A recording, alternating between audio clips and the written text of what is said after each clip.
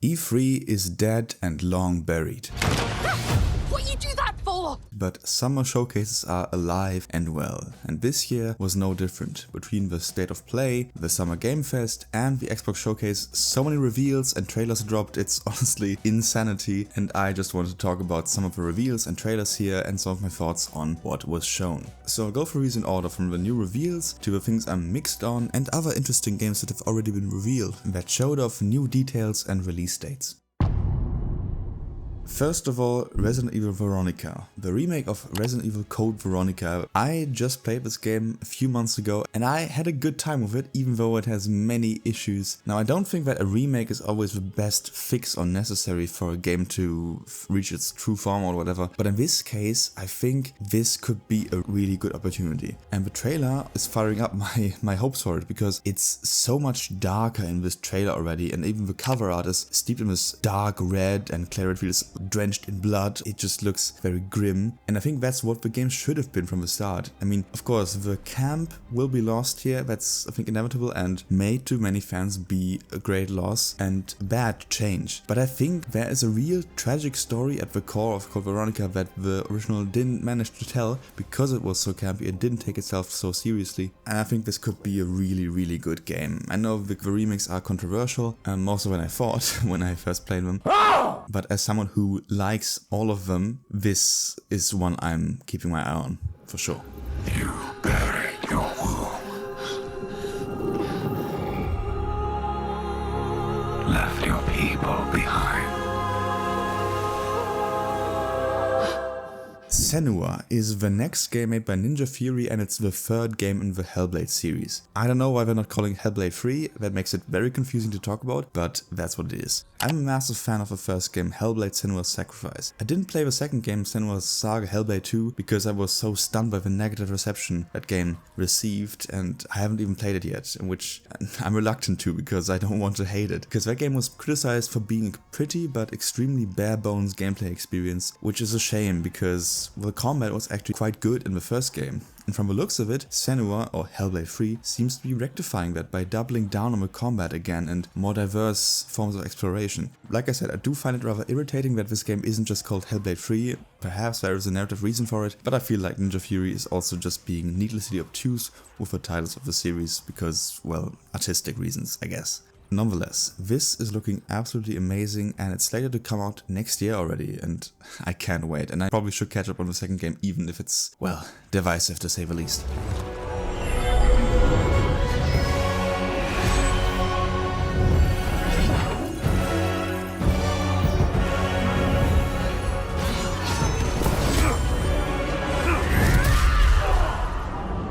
The next game I want to talk about is God of War Laufey, and it was a highlight for me, but I'm also torn on it. On the positive side, the presentation and combat look insanely good, just as they did in Ragnarok. The animation work is out of this world, like, oh my god. In combat, but also in the cutscenes and how seamless it is, genuinely few studios can match this level of animation quality, and that's a fact. But I have major concerns regarding the story of this game, and they are similar ones that I had with Ragnarok actually. I loved God of War 2018 for its serious tone, economical and subtle dialogue and focused storytelling, and Ragnarok shifted to a much lighter tone, edging closer to a tone you would find maybe in a Marvel movie, and I personally don't like that. And Laufey seems to continue that trend, specifically with characters like Frank the Cube and Rue the Ribbon. It just feels so out of touch with what God of War 2018 was. It's hard to describe, but it feels silly, and I don't think that God of War should be silly in that way. On top of that, I'm not a fan of how the mystery around Faye in the first game has been dissolved completely at this point. God of War 2018 held such power in not showing certain characters or events, leaving them to the imagination. Ragnarok and now Laufey seem to completely dump on that and show everything that didn't need to be shown, actively diminishing the lore and tone established in the first game. Maybe there's a good story to tell here, I don't know, but I'm skeptical and the writing doesn't really convince me so far. But I digress. Even with these concerns, this looks like a hell of a good time, gameplay wise at least, and I cannot wait to see what they do with this wild mix of mythologies in the afterlife of the gods. It's a really cool idea for a setting, even if, well, the contextualization with the other games isn't that great so far.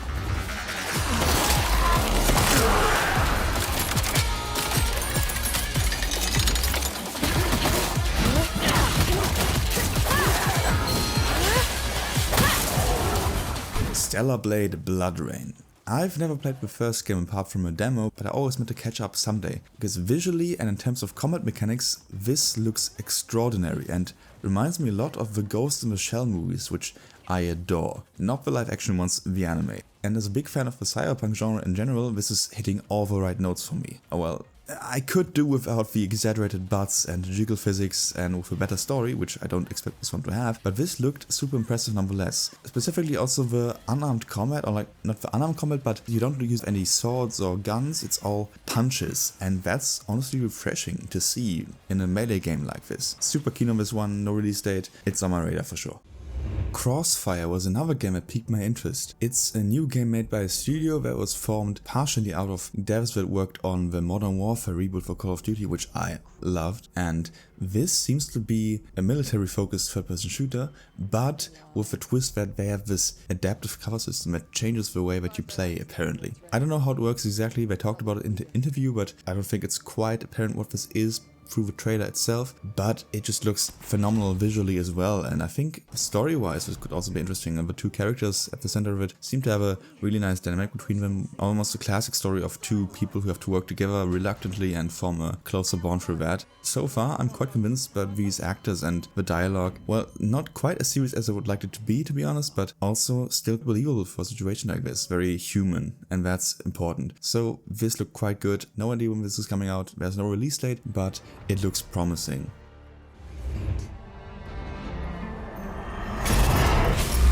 There's one more game that came out of nowhere, 1666 Amsterdam. This is a new game helmed by the director of the first two Assassin's Creed games, Patrice Désilets. He was forced out of Ubisoft in 2010, and this is where it gets crazy. He joined THQ Nordic a year later and started working on this game before Ubisoft bought out the company and fired him specifically. Talk about a whole other level of vindictiveness. After years of legal battles, he finally got the rights back for it, and now it's finally coming out.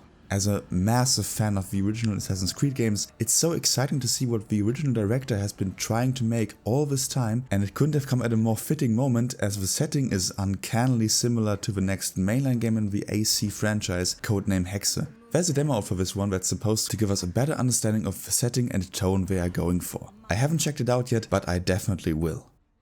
So these were the things, the new reveals that I was most interested in. Now for the things that are also sort of new, some of them, but I'm mixed on them. First of all, Gen Atlas. This is the new game made by the studio, which is led by the guy who directed classics like Shadow of the Colossus and Eco. In the original trailer that was released 1 or 2 years ago, it had this very unique atmosphere, very much like Shadow of the Colossus, but also different, more sci-fi of course. And in this one, that continues, and I was interested in it, but literally the second that they showed gameplay or combat gameplay, I was immediately taken out of it because it looked so... It's hard to describe, it looked cheap, it looked like a game someone made on a weekend with Unreal Engine 5. I don't know, it looked so blurry and very unengaging, the shooting didn't look right. The hit feedback didn't look right. It looked very early in development, honestly. This looked like overall like a trailer that's supposed to show off the game in a sort of finished state, and if that's a finished state, I am not impressed at all, to be honest. This could still be an interesting game thematically and visually, but the gameplay, the combat that they showed, I'm not a fan at all.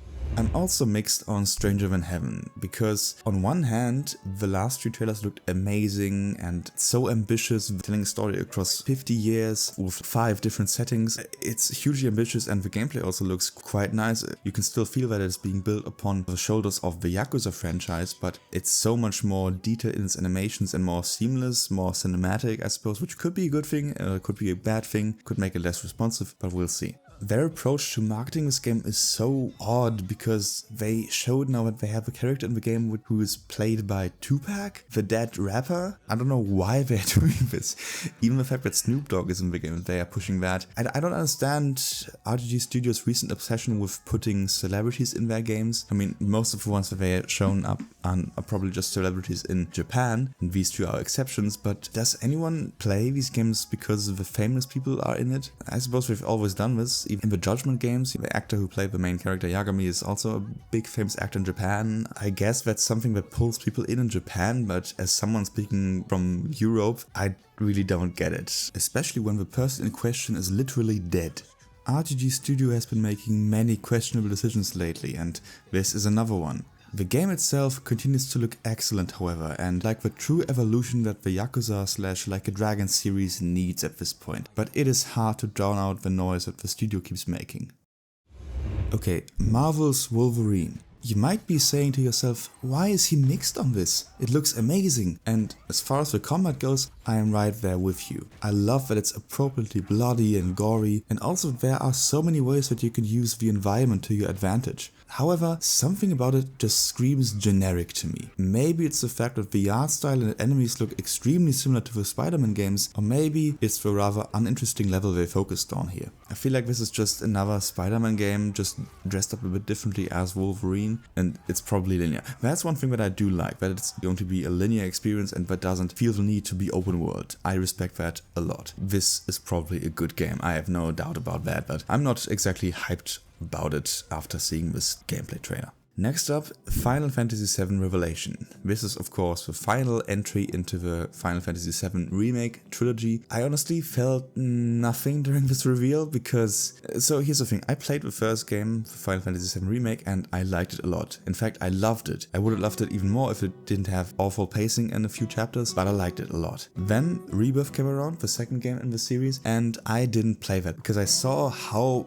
big this game was and how bloated it was, and which was already my biggest pain point with the first game, and it seemed to be an even greater problem in Rebirth, so I never touched that game and I haven't really looked back since. And so with this third game, it doesn't seem like it's going to make the experience more focused and better paced, so I didn't feel much with this one, to be honest. I know a lot of fans are eagerly awaiting this one. I just didn't feel anything, I'm sorry. The last thing that I was quite mixed on was the Persona 4 Revival remake, which is coming out early next year. I like Persona 4 a lot. I also made a video about that one a few years ago and I didn't finish it ultimately. I dropped it like twice, I think like 30 hours in, because I didn't love the combat necessarily, but it's still a great game and it holds up perfectly well. It's still very playable. So this remake is also pointless. I think only thing that could be changed, that should be changed maybe, is the combat to make it more... I don't even want to say that it should be more dynamic, because people, apparently the fans of the series, love the combat in that game, and who am I to say that it should be different as someone who isn't as big on turn-based games. Apart from that, visually and the story stuff that they showed, it looked safe and well redone, but not to the level where I would say, oh yeah, I know why you did this, I know why you would remake this. It just looked fine, looked good, but not that much better than the original, to be honest. And I also noticed that the voice acting is different, and maybe this is a premature impression, but it seemed worse to me than the original. But that might also just be because I'm so attached to the voices of the original characters and the voice lines themselves. None of these games seem bad by any means, yet as I've laid out, I'm conflicted about them, for one reason or another. But now, let's get into all the games that were new, yet continue to look excellent. And, Master Skywalker, there are too many of them. What are we going to do?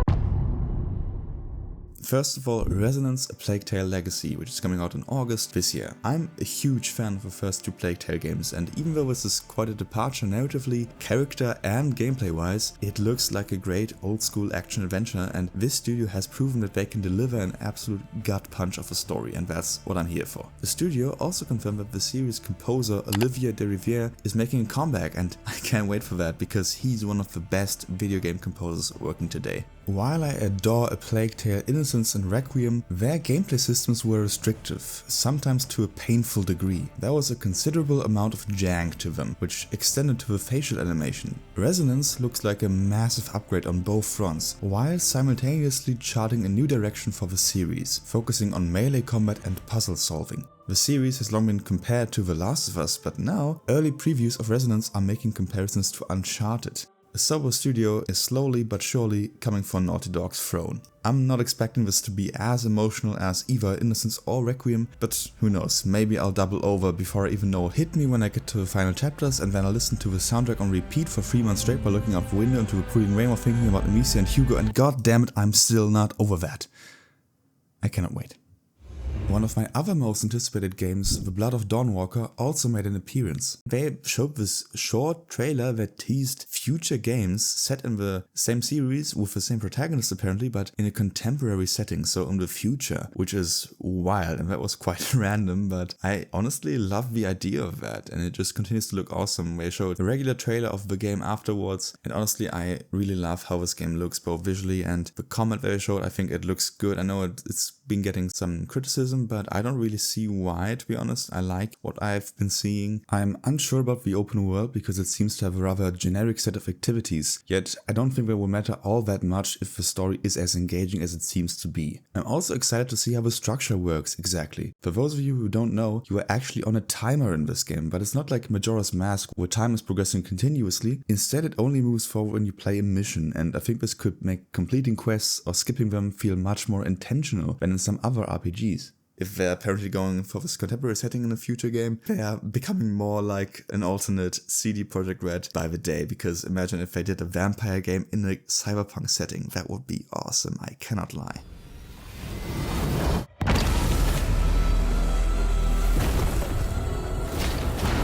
You are not FBC. You're not even fucking human. Then there was Control Resonant again, which is also releasing in September this year, and this wasn't a new announcement of course, but it just continues to look better and better the more they show it off, and now we finally have a release date, and it's right in the middle of the absolute bloodbath that is September. All the levels and environments and enemy designs look so striking and distinctly like Control, and with each trailer I get more and more convinced by the switch to melee combat from the original system. Maybe I'm just so hyped for it because I recently finished playing Alan Wake 2, the studio's last game, and I'm just itching for more of that Remedy weirdness, but this is also just exciting new ground for the studio, and the amount of trailers we've been getting feels like a real sign of confidence. Can't wait. But the September barrage isn't over because we're also getting Silent Hill Townfall and Onimusha on almost the same day, which is Jesus Christ, what are you guys doing? But Silent Hill Townfall looks awesome. I think it looks like a very story-driven experience. I know that hardcore Silent Hill fans aren't on board with the idea of the setting not being Silent Hill itself, just like it wasn't in Silent Hill F, but as someone who doesn't really care about that, this looks so cool. A first-person Silent Hill game is honestly a perfect match for the atmosphere that these games are known for, and also the bits of story that we got in this trailer look quite intriguing, and I can't wait to see what this shapes up to be. I just in general like how they are experimenting with the series and, well, giving it to different studios, different smaller studios, and just letting them run wild with it, so cheers Konami. Then we got a release date for Castlevania Belmont's Curse, which was October 15th, 2026. Now, I haven't played any Castlevania game yet, but I like what I'm seeing here. I wasn't quite sold when we first showed it off, but this looks very cool. Even just the art style, it looks so colorful, so striking, so full of contrast. A bit comic-like, but in a darker way, and I love the aesthetic of that. And also the level design, the combat, all look very satisfying. As I said, I have no idea what Castlevania is really like to play. I know, of course, that Metroidvanias, the genre, were named after that in part, but I haven't played any of these games before, and I know this shouldn't be my point of entry, but perhaps it will end up being that. There was another trailer for Lords of the Fallen 2, which is coming out in the 4th quarter of this year. I only played a trial version of the previous game, but I got the impression that it was massively underrated, because I liked what I played a lot. And this seems to just continue that. I love the art style, it looks so gorgeous, so gothic and dark, just my thing really. The combat also looks tight, and so do the character designs. I really love what this game is putting forth. Maybe I have to play the full first game to see why people don't like it, and maybe that will take my excitement for this one down, but it looks good. We also got a new trailer for Ill, which is coming out in 2027. It looks so bloody and gory. I don't know how much of it I can show here, but it looks very much like a Resident Evil game, but in first person, of course. It seems to go much further than Resident Evil 7 or 8 do in that first person survival horror approach. It looks much more action-packed than those games. Village was an action game, of course, but it didn't commit to that, and this game seems to be fully on board in being an action game, while still retaining that horror aspect. We also got a new trailer for Fable, which also got a concrete release date of February 23rd, 2027. Honestly, I was surprised how much darker this trailer was in tone compared to the previous trailers, and I honestly like that a lot, that dark fairy tale tone, which is probably going to be mixed with the light-hearted scenes what we saw before, which could work quite well. I don't know anything about Fable, to be honest, but this looks like it could work. And they also revealed the antagonist of the game. who is played by Hayley Atwell, who is known for her role, I think, in Captain America, as I don't know her name anymore. She was also in the last 2 Mission Impossible films, which is honestly random that she's in Fable of all things, but hey, she's a great actress. I think she could really nail this one, because in this trailer she already killed it. Looking forward to it. We also got a brief gameplay reveal trailer for Metro 2039, which is coming out in February next year. It looks very much like Metro Exodus, but somehow even more detailed. I think the Metro series as a whole, while I like it quite a bit in some aspects, has always struggled to really reach that level of immersion that they were going for, because there was too much jank for that. I'm not generally opposed to games being janky or a bit buggy, but I think with these games that went for such a high level of immersion, those, well, inconsistencies, those bugs, those janky aspects broke my immersion quite a few times in those games. So I hope that this is finally the one that I can wholeheartedly love. But speaking of Exodus, we got an extended gameplay showcase for the sci-fi RPG Exodus, which is also coming out next year. Visuals and combat, I'm sold. Story and characters, not sure. And that's also a reason why I'm still a bit unsure about it as a whole, because this is obviously a spiritual successor for Mass Effect, and those games lived on their stories and characters. And if this game doesn't nail that, all the good combat and visuals in the world won't save it, unfortunately. But maybe that's too dramatic, because this did look good and it is too early to judge still, and honestly the combat looks even better than I thought. That's the thing that I'm most excited about out of all the things. Okay, that's it. So many games, and honestly I will only play a fraction of these. I know that you will probably only play a fraction of the games that you might thought look cool, and that's fine in the end, but it's still fun to talk about all of these games. I think this E3, or whatever you want to call it, this Summer Game Fest week was very good. Very good. There were a lot of cool games announced, shown off, got release dates. September is a complete nightmare as far as releases go, because of how many things are releasing at once, which is absolutely crazy. Apart from that, I was keen on a lot of these things, and I'm now keen to hear from you what you thought were the highlights of this series of showcases. Which games are you mixed on, which are you concerned about? Let me know all about it down in the comments below, and I will see you again in the next video. Take care.